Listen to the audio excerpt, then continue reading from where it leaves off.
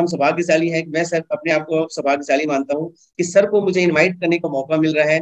Sir के celebration में भी था मैं, एनिवर्सरी में, जहाँ उनका स्टार रूबी का हुआ था। तो आप सबकी शानदार ताली के बीच शानदार core leader mister Manjeet Kumar साहब को हम इनवाइट करते हैं आपके इस शानदार ताली के बीच। थैंक स्वागत यू, है सर थैंक यू, आपका। Thank you Lakhan sir. और आवाज क्लियर है मेरी? यस सर, बुलंद आवाज है सर। धन्यवाद आपका। और थैंक यू। आपके कमिटमेंट को देख के हमें अपने आप पे डाउट होने लगता है कि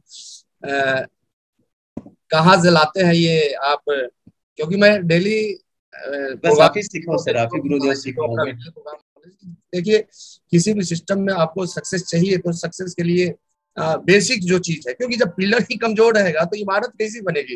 वो तो आप बना भी लेते हैं विदाउट पिलर, तो वो तो डाना ही डाना है।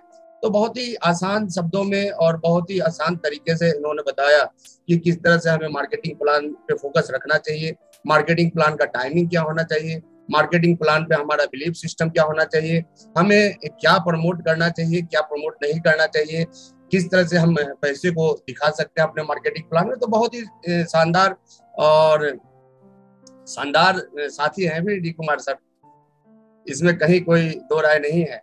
तो बहुत बहुत धन्यवाद सर। और सारे ऑडियंस को बोलेंगे कि एक बार डी कुमार सर के लिए ताली तो चाहिए ही चाहिए। और हमें पता है आज जितने भी साथी, चाहे वो जूम पे हैं या फिर वो ऑन यूट्यूब पे देख रहे हैं इस प्रोग्राम को, निश्चित रूप से उनके अंदर काबिलियत है, उनके अंदर चाहत है कोर में आने का, इसलिए वो इस प्रोग्राम में अभी शामिल है।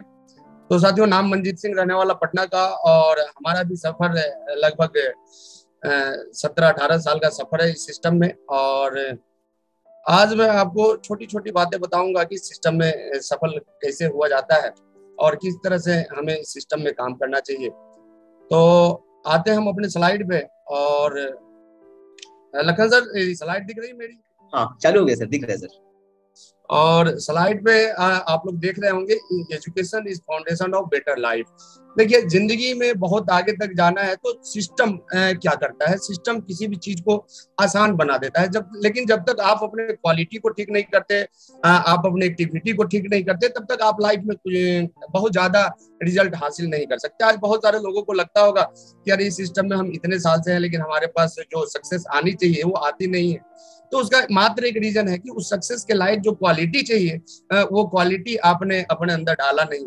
और आज देखिए, जितने भी साथी आपको बाहर मिलेंगे कि हम भी सिस्टम में थे लेकिन हमारा कुछ नहीं हुआ या फिर हमारा कुछ नहीं हो पा रहा है, तो आप उनसे पूछ के देखिए कि रियल में सिस्टम क्या है और इस सिस्टम में कैसे काम करना चाहिए। तो पता चलेगा कि उनको यही पता नहीं है कि सिस्टम क्या है, और उनको उनकी चाहत है कि हमारे पास रिजल्ट चाहिए। तो देखिए, एजुकेशन आपको अपने अंदर डालना पड़ेगा, और विदाउट एजुकेशन आप किसी भी सिस्टम में सफल नहीं हो सकते। हम बात कर रहे हैं बैंक की बात करेंगे, क्योंकि अभी अभी आपने देखा डी कुमार सर बैंक में ही कार्यरत थे, जिन्होंने कि रॉयल्टी पे आने के बाद ही उनके अंदर इतना कॉन्फिडेंस उनका इतना हाई था कि रॉयल्टी पे आते ही उन्होंने बैंक की नौकरी छोड़ दी थी और फुल टाइमर हो गए थे आरसीएम बिजनेस के, और आज वो कोर लीडर हैं, सिस्टम के स्टार्ट भी हैं। तो देखिए, हम बहुत हद तक सिस्टम में आगे तो बढ़ना चाहते हैं, लेकिन आप सोचिए किसी भी सिस्टम में हर तरह के लोग काम करते हैं। जैसे हम बैंकिंग की बात करें तो बैंक में मैनेजर भी होते हैं, वो भी इंसान है। बैंक में क्लर्क भी होते हैं, वो भी इंसान है। बैंक में प्यून भी होते हैं, वो भी इंसान है।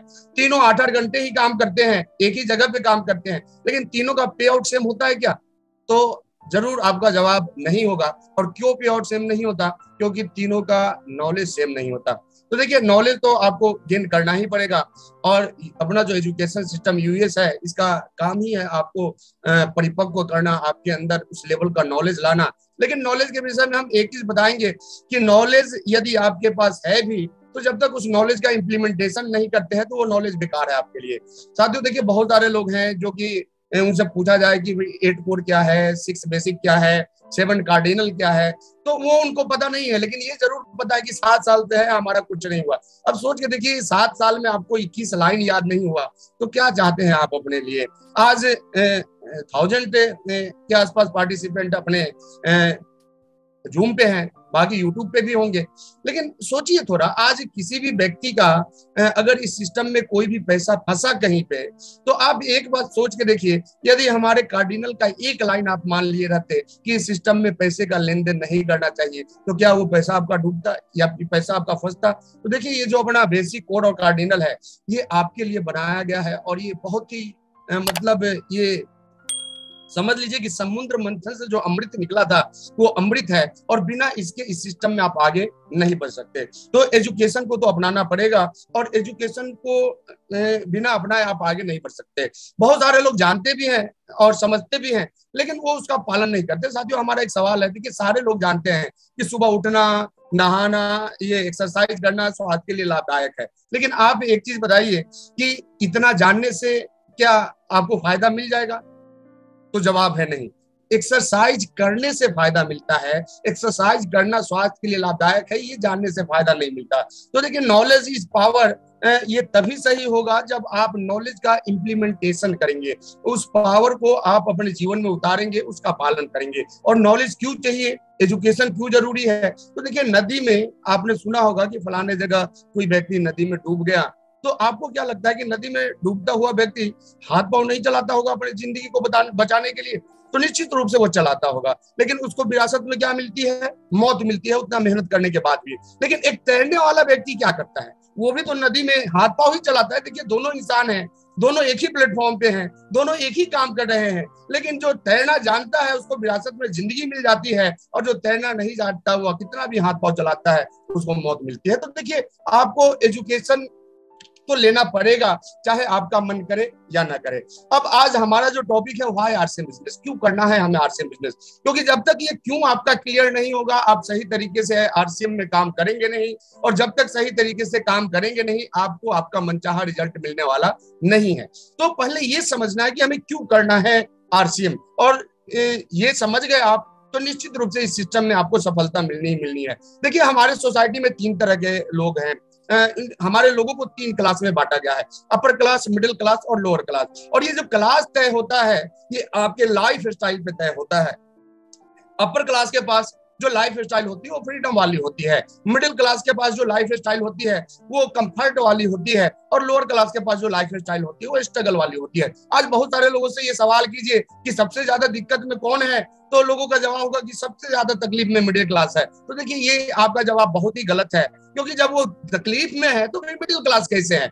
यदि आपको अपने बच्चे का एडमिशन कराने में दिक्कत हो रहा है, तो इसका मतलब है कि एडमिशन में स्ट्रगल, यानी कि आप लोअर क्लास में आ चुके हैं। आपको घर बनाने में स्ट्रगल करना पड़ता है, आप लोअर क्लास में हैं। आपको बेटी का शादी करना है, वहां पे आपको स्ट्रगल करना पड़ता है, आप लोअर क्लास में हैं। बच्चे को हायर एजुकेशन देना है, वहां पे आपको स्ट्रगल करना पड़ता है, इट मींस आप लोअर क्लास में आ चुके हैं। देखिए, दिक्कत कहाँ पे है? हमारा मन जो है वो मिडिल क्लास में अटका हुआ है, लेकिन हमारा जो पॉकेट है वो लोअर क्लास में आ गया है, और इसलिए मिडिल क्लास से जो समझते हैं अपने आप को, वो सबसे ज्यादा तकलीफ में होते हैं।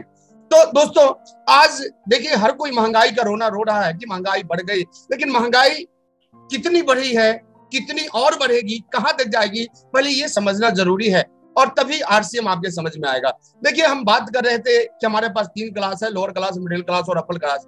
सन 1940 में एक लोअर क्लास का जिंदगी जीने के लिए 1 रुपये महीने का खर्च आता था, यानी 1 रुपया में वो पूरा महीने का खर्च अपना चला लेता था। फिर आया सन 1960, यानी 20 साल बाद हुआ क्या? महंगाई बढ़ी और 1 जीरो का वैल्यू खत्म हो गया, यानी कि जो सामान 1 रुपये में 1940 में आता था, उतना ही सामान खरीदने 1960 में खरीदने में 10 रुपया खर्च आने लगा। फिर आया सन 1980 और उतना ही उसी परिवार को चलाने के लिए 100 रुपये महीने का खर्च आने लगा। फिर आया सन 2000 और उसी घर को चलाने में 1000 रुपये महीने का खर्च आने लगा। फिर आया सन 2020 और उसी घर को चलाने के लिए 10,000 रुपया महीना लगने लगा। आज यदि आप फेसबुक पे होते होंगे तो बहुत सारे लोगों को देखते होंगे कि मोदी जी आए तो महंगाई आ गई। आप देखिए, ये है महंगाई का जाल। और 1940 में मोदी जी कहाँ थे? तो देखिए, दुनिया में 3 चीज को कोई नहीं रोक सकता। नंबर 1 जनसंख्या, नंबर 2 बेरोजगारी और नंबर 3 महंगाई। ये तीनों हमेशा बढ़ते रहेगी, इसको कोई ना आज तक रोक सका है और ना ही कोई सरकार इसको रोक पाएगी। अब मुद्दा ये है कि आप लोगों को ये हम 1940 का डाटा क्यों दिखा रहे हैं? ऐसा आप लोग सोच रहे होंगे। तो देखिए ये डाटा आपको इसलिए दिखाया जा रहा है क्योंकि जब हम लोग नौकरी का तैयारी करते हैं तो आप देखे होंगे कि उसमें एक सब्जेक्ट आता है रीजनिंग, और रीजनिंग में होता क्या है आप ये समझे, हम 1940 से क्यों डाटा दिखा रहे हैं। मान लीजिए कि हम आपको बताते हैं कि एक सीरीज है जिसमें कि 2 आया, 2 के बाद 4 आया, 4 के बाद 6 आया, 6 के बाद 8 आया, तो 8 के बाद क्या आएगा? तो क्या जवाब है आपके पास? लखन सर आप बताएं सर कि 8 के बाद कौन सा शब्द आने वाला है? 8 के बाद सर 16 आएगा सर। आप कैलकुलेशन को देखें, 2 आया, 2 के बाद 4 आया, 4 के बाद 6 आया, 6 के बाद 8 आया, तो 8 के बाद, तो यहाँ पे हम चेक करेंगे तो 8 के बाद 10 आएगा। क्यों आएगा? क्योंकि हमेशा ऐसा ही आया है। तो यदि हम आपसे पूछे कि आप देखिए आप कि जब हर साल क्या हुआ, हर साल हर 20 साल पे 1 जीरो का वैल्यू कम हुआ, तो फिर 2040 की यदि बात करें तो 2040 में गरीब वाला जिंदगी जीने के लिए कितना पैसा चाहिए? तो सिंपल सा फंडा है कि आपको 1 लाख रुपया महीना चाहिए। लेकिन आज हमारे जितने भी साथी इस प्रोग्राम में हैं या फिर जूम पे हो या यूट्यूब पे हो, आप बताइए कि क्या 2040 में आपकी शारीरिक अवस्था ऐसी ही रहेगी? क्या आपका एनर्जी लेवल ऐसा ही रहेगा? क्या आप जितना काम आज कर पा रहे हैं उतना 2040 में करने लायक रहेंगे? तो सबका जवाब एक ही होगा, नहीं। और ये तो हम लोअर क्लास की बात कर रहे हैं। यदि हम बात करें मिडिल क्लास का, तो मिडिल क्लास का जो खर्च है वो लोअर क्लास से 4 गुना ज्यादा महंगा होता है। तो अब आप सोच के देखिए कि 2020 में मिडिल क्लास में कौन है जिनके घर का खर्च कम से कम 40,000 रुपया महीना है, वो मिडिल क्लास वाले हैं। लेकिन हमारे यहाँ 30,000 कमाने वाले भी बोलते हैं कि हम मिडिल क्लास वाले हैं। और यदि अपर क्लास की बात करें तो जो हमारे यहाँ 2 लाख 3 लाख रुपया महीना कमाते हैं उनको हम अमीर मान लेते हैं, जबकि हकीकत क्या है कि अपर क्लास में कौन है जिनके घर का मंथली खर्च 4 लाख रुपया महीना है। अब बहुत सारे लोगों को लग रहा होगा कि ये तो डाटा है, ये मीटिंग में बताने वाला डाटा है। देखिए साथियों, ये मीटिंग में बताने वाला डाटा नहीं है, क्योंकि यदि हम आपसे बात करें महंगाई का और आपसे हम पूछे कि आप ही बताएं कि आज सोने का रेट क्या चल रहा है, तो आज गोल्ड का जो रेट है वो लगभग 50,000 रुपये प्रति 10 ग्राम के आसपास है। 5,000 से ऊपर 5,000 नीचे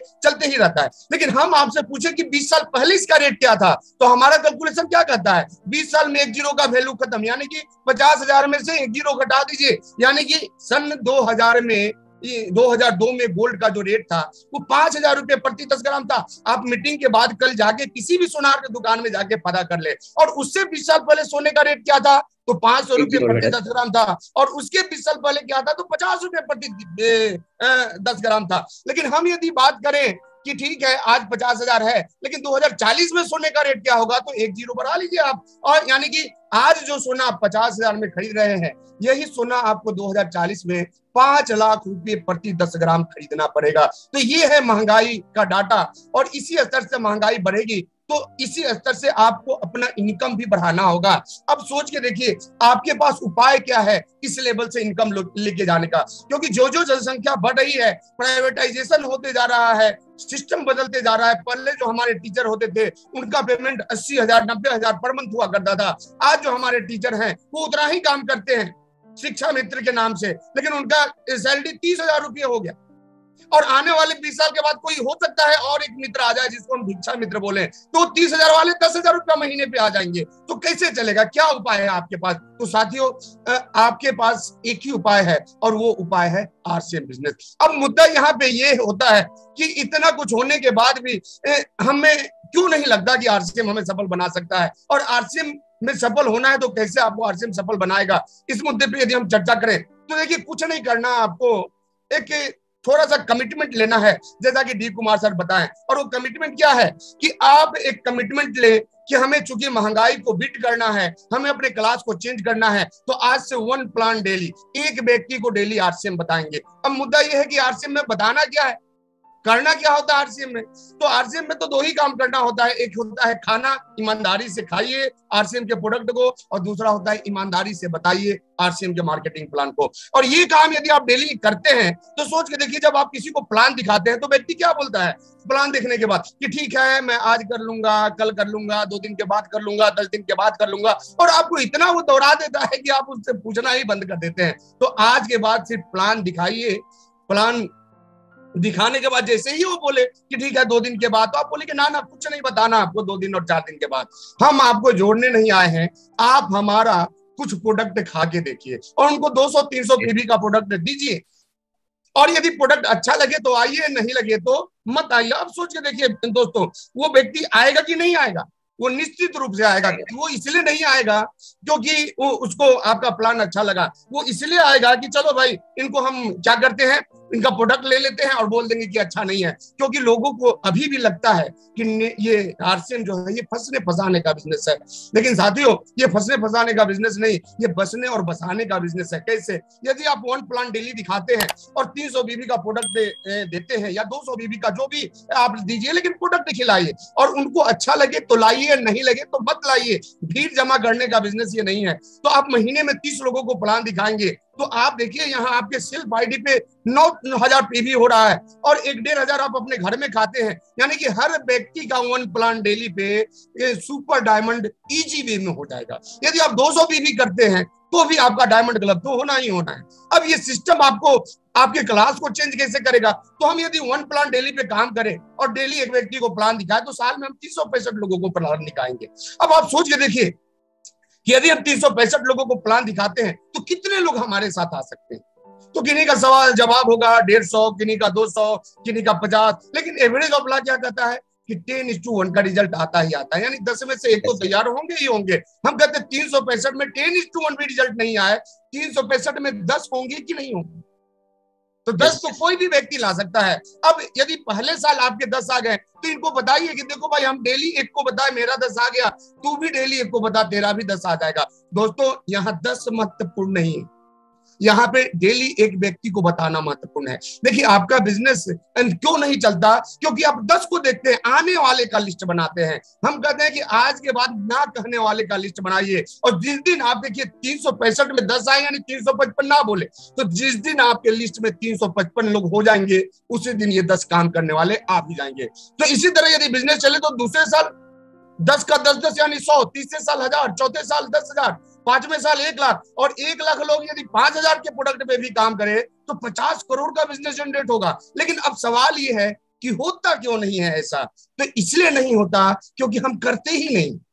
हम खूब सेमिनार में आएंगे, मीटिंग में आएंगे, लीडर से मोटिवेट होंगे और खूब पूरा दिन काम कर लेंगे और उसके बाद 7 दिन घर में सोए रहेंगे।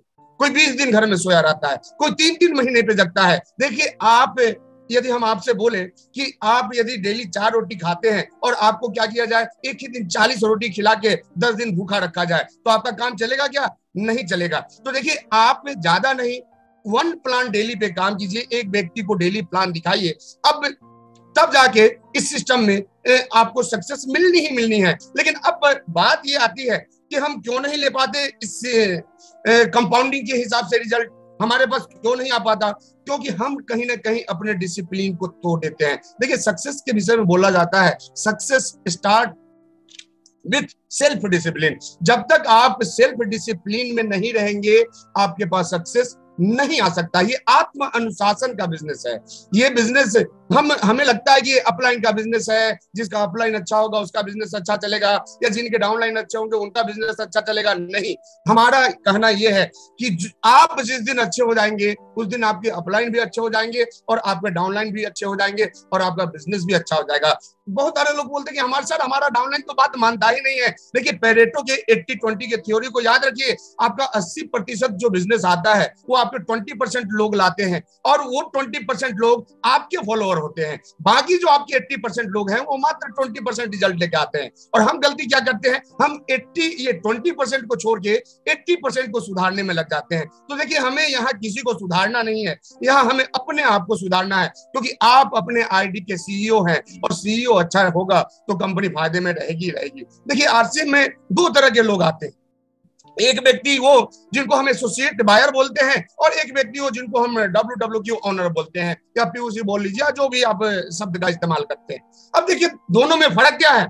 एसोसिएट बायर की इनकम की बात करें तो आपने सुना होगा 10 लाख, 20 लाख, 50 लाख ऐसा इनकम आता है। लेकिन आपने आज तक नहीं सुना होगा कि कोई भी WWQ वाला 20 लाख का इनकम लिया। लेकिन यदि हम बात कमिटमेंट की करें तो आप देखिए हर WWQ वाले डेली 8 बजे अपने शटर को उठा लेते हैं और रात के 8 बजे बंद करते हैं। कभी कभी तो 12 भी बज जाता है इनका क्लोजिंग के दिन। चाहे दीपावली हो, छठ हो, मुहर्रम हो, कोई भी पर्व त्योहार आए, इनका शटर कभी डाउन नहीं होता। लेकिन हम एसोसिएट बायर की बात करें तो 1 दिन करेंगे, 5 दिन रेस्ट। इनको धक्का देने वाला चाहिए, जबकि WWQ वाले को कोई धक्का नहीं देता।